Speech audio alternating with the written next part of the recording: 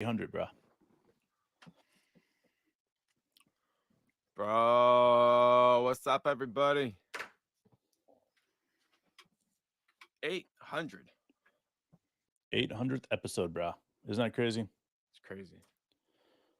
Like, we don't count every single live event that we do as an episode, but in general, we're at a spot right now where, like when we first got into the game, I say first game, got into the game, I say 12 months into it. Somebody was celebrating the 1000th episode. Wasn't it Down to Dunk? Yeah. Put that in context. So we're at 800, Down to Dunk a couple years ago celebrated 1000, so a year ago. So good for us. We're getting there.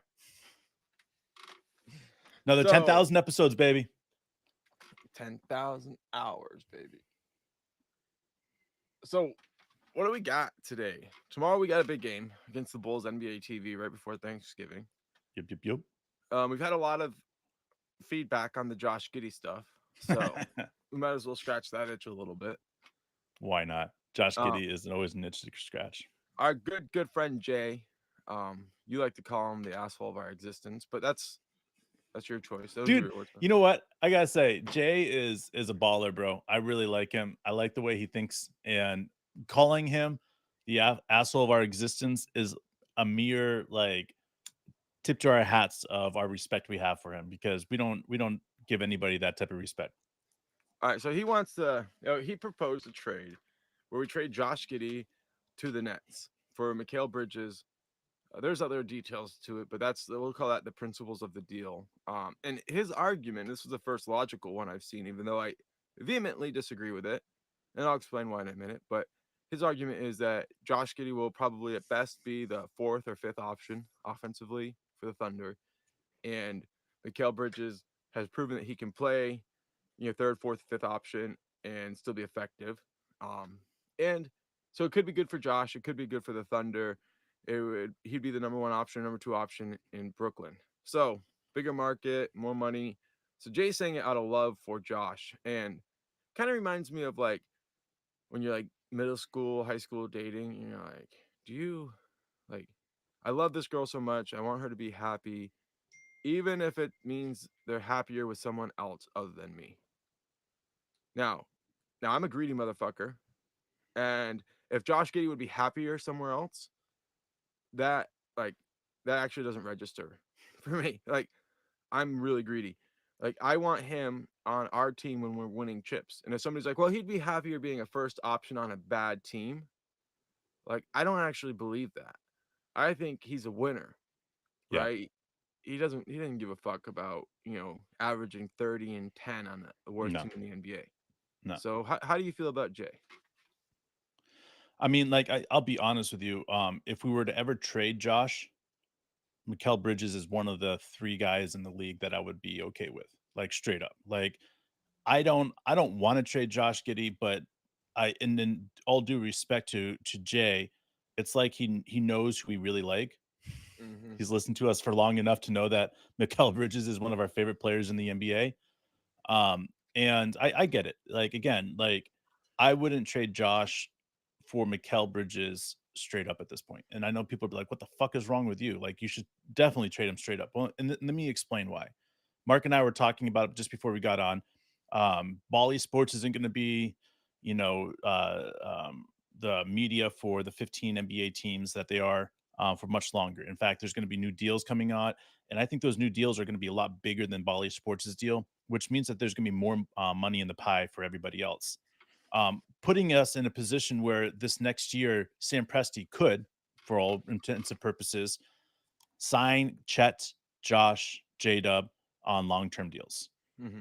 And when that money clicks in and snaps in, guess what happens? That it allows these deals to be like mid level deals because the new money, when it clicks in, it's going to be intense. It's going to be a lot of money. So I look at that and I circle that right there, Mark. And I say that's something that I want to hold on to because I think Josh Giddey is going to be a player that you want to sign for 18 to $20 million a year. You know, if he figures it out, he could go 25 to $30 million a year. So for me, like he's just one of those guys that like I can't even imagine Celtics people in the 80s saying, let's trade Larry Bird. You know, like I go back to so many big men in the league where there's been so many guys that have the abilities and assets that Josh Giddey does. You know, he's playing out of position right now. Did you know that on Yeah. defense? Like this is one of the most difficult things. Like people are like, "Oh no, Josh Giddey's numbers are down." Yeah, no shit, Sherlock's because he's playing against the power of forwards on defense. He's playing against a bigger body, stronger body, somebody outweighs him by 20, even 50 pounds. And that is constant. You know, that's constant. That doesn't go away. And then when he gets on offense, he's, you know, a little bit more tired. This is why coach isn't playing him as many minutes, is because he's allowing him to get used to his role. If coach wasn't happy with his playing time, right? Cason Wallace is in the background saying, "Hey, coach, I'm ready." And guess what? Coach would probably do that if he didn't have a plan for Josh Giddey for the future, especially as a starter. But he does. And he's been consistent that Josh is one of our starters since day fucking one. Yeah. So for me, I buy in. I buy in wholeheartedly to Josh. I don't give a shit if we're talking Mikal Bridges, Anthony Davis, any of these other motherfuckers that are out there that are semi-stars that you could say, man, they could come in and be our second best player. I don't care because that's putting us backwards so many years. Because what does Sam preach every fucking interview? Patience. Patience. And what happens if we trade Josh Giddey? Well, we're looking for a pass first guy who can help the offense move like Coach D wants it to. It's it's cool. I appreciate the feedback from you, Jay. I appreciate the feedback from everybody. We saw, I think, really How many productive times has feedback. Josh passed the ball in for a game winning shot or a game tying shot with less than 10 seconds left? I know, Enough times where we're all sitting here saying, you know, like you he's a don't winner. trade an asset like that because when they do figure it out and they're able to do play out their 35 minutes a game, Yeah, and we had some you really just bought in. productive conversations in the chats. And I apologize to whoever said these things. I tried to look it up just now, and I didn't have the name in front of me. It's easy to remember Jay's name because it's like Jay, Jay, asshole. Anyway, but like, sorry, Jay. But we love you. what I think is relevant right now is the fact that we could get Josh on a team friendly extension. Hmm. Long term, I do believe Josh is a max level player. And I think that we could find ourselves in a spot where it could be very team friendly and it could put us in a position. And I'm stealing, like I said, our commenter here, but where we have a very team friendly deal and we could find ourselves like the Chicago Bulls in the 90s because team friendly deals for transcendent stars is really critical for long term building. Hell yeah, it is. Another one that people talk about a lot when they should was that deal Steph Curry signed. Like they had questions about his ankle, and then all of a sudden, pretty fast, it was the best value in the NBA Yeah. outside of like rookie scale contracts, and even then, it was probably the best value. So I just think it's really critical for everybody to just like say, you know, this is our team.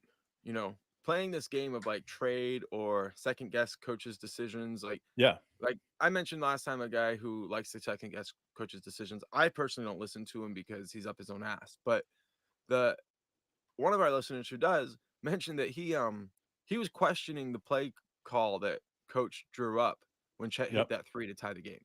He didn't understand it. He thought it was a terrible decision. He wanted the ball to go to Shea. And he said that all after we won the game.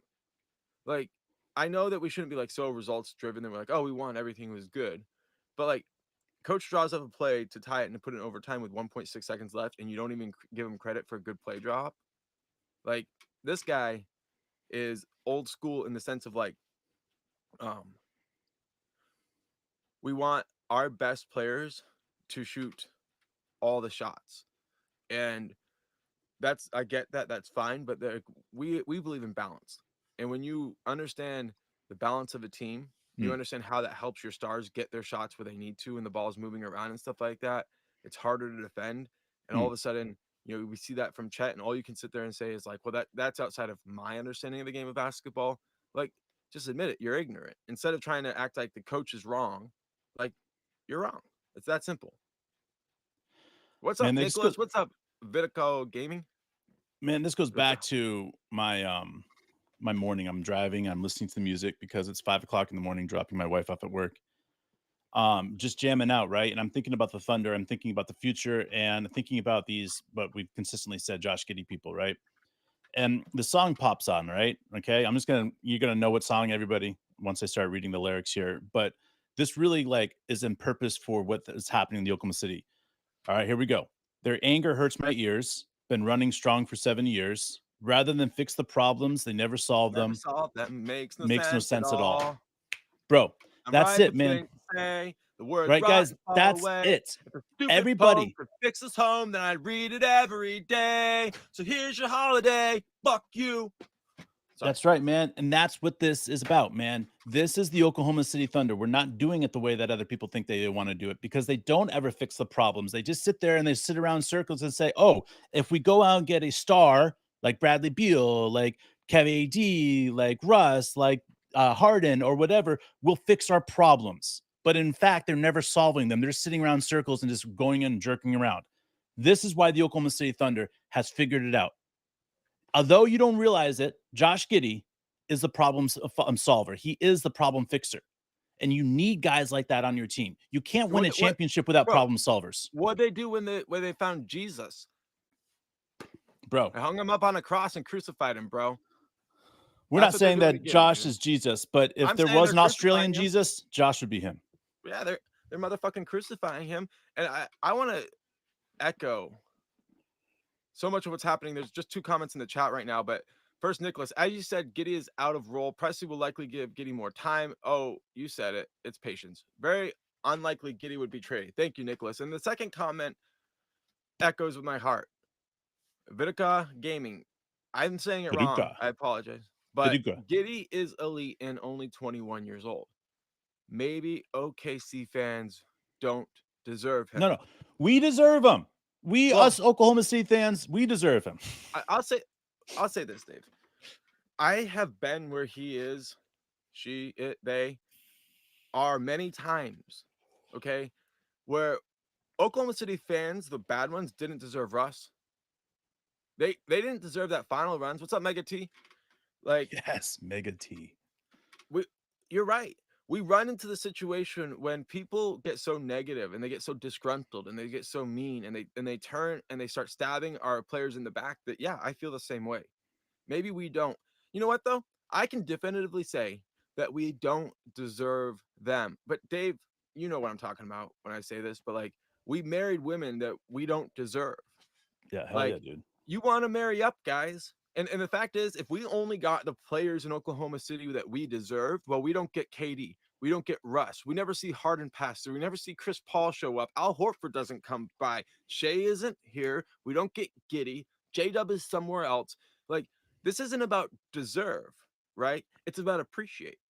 You know, if you appreciate the fact that you're with someone that's better than you, that person doesn't look around and say, like, I can't believe I'm with a scumbag. They're like, hey, I'm just glad I'm with somebody who appreciates the benefits of being with me. And I'll never look at it and be like, I deserve the life I have. I deserve the wife I have. I deserve the kids I have. I deserve all the cool stuff I have. But I deeply appreciate it. And I deeply appreciate Josh Giddey. And I deeply appreciate Sam Presti for picking him. And I'm deeply hurt and saddened by the fans who have, since we picked him, shit on him continuously every time he makes mistakes. And it doesn't matter how good or how special, or the fact that he's the youngest player ever to do this or this or this. He is elite. He is elite and he's special.